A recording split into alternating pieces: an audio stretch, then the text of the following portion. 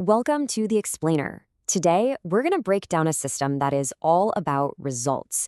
It's a way of training designed not just to teach you something, but to make you genuinely job ready with skills you can actually prove. So let's kick things off with a big question. When we're talking about a hands-on trade or a technical skill, how do you get from just knowing about it to being able to do it and do it well, up to a professional standard? We all know it's not just about hitting the books, right? It's about real, practical mastery. So here's our game plan to figure that out. We're going to start with the big idea, what CBT&A even is. Then we'll look at the system's blueprint, map out your learning journey, cover the super important role of safety, and finally see how you actually prove what you've learned. All right, let's get into it.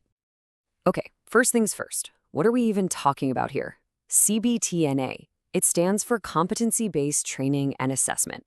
And honestly, it represents a huge shift from the old way of doing things. It's a system focused purely on what you can do, not how long you've sat in a chair. And this is where you really see the difference. In a traditional classroom, everybody's kind of locked in, moving at the same speed. But with CBT&A, the whole game changes. The instructor is there to manage your learning, not just talk at you. And the best part? You move forward when you're ready, not just because it's Tuesday.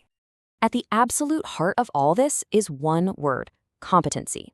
And it's not just about knowing facts from a book. It's the whole package. It's the knowledge you have, the skills you can perform, and the professional attitude you bring to the job. It's everything you need to be successful. And a really cool way to remember this is with what they call the 3 learning domains. Or, as I like to think of them, the 3 H's. You've got the knowledge in your head, the practical skills in your hand, and the right attitude in your heart. CBT&A is designed to build all 3 of them. So how is this whole system actually built? I mean, any good journey needs a map, a blueprint, right? Well, in CBT&A, that blueprint comes down to 2 really important documents that guide both you and your trainer. It all starts with something called the Competency Standard, or CS for short. Now, this isn't some academic paper written by people in an office. No. This is developed with direct input from industry experts, the people actually doing the job. It literally defines what good looks like. It's the North Star for your training. And if you take a peek inside a trainer's notes, you can see just how detailed these standards are. They're broken down into specific parts, like elements of competency, which are basically the main tasks of a job, and performance criteria, which spell out exactly how well you need to do them. The second key document is the Competency-Based Learning Material, or CBLM. This is your personal guide. So, if the competency standard is your destination, think of the CBLM as your turn-by-turn GPS, giving you everything you need to get there. Okay, so you've got the blueprint, you've got the map. What does the actual journey feel like day to day? This is where that whole self-paced idea really comes alive. The process works in a really simple but powerful loop. Think of it like learning a new recipe. First, you read the recipe to understand it. That's your information sheet. Then, maybe you quiz yourself on the ingredients and steps. That's your self-check. Then you actually try to make the dish. That's the job sheet. And you don't move on to a harder recipe until you've totally nailed this one. And this quote just hits the nail on the head. It's all about putting you in the driver's seat. Your progress is tied to your skill, not the clock. If you get it fast, you move on. If you need more practice, you take it. The control is all yours. And this amazing flexibility is baked right into the system. It's modular, so you learn one skill chunk at a time. It's all based on actual work performance. And check this out. It allows for something called recognition of prior learning. That means if you already know how to do something, you can prove it and jump ahead. No time wasted relearning what you already know. Now, let's talk about something that is absolutely critical. You can't be competent in a hands-on job if you're not safe. So let's see how occupational safety and health, or OSH, is woven into every single part of your training. The first thing you'll learn is to become a hazard detective. You're trained to spot all kinds of potential dangers, not just the obvious stuff like noisy machinery, but also chemical hazards like fumes, ergonomic ones from bad posture, and even biological risks. And spotting a hazard is just step 1. You're given a clear 4-step playbook for what to do next. First, you identify it. Then you assess how risky it is.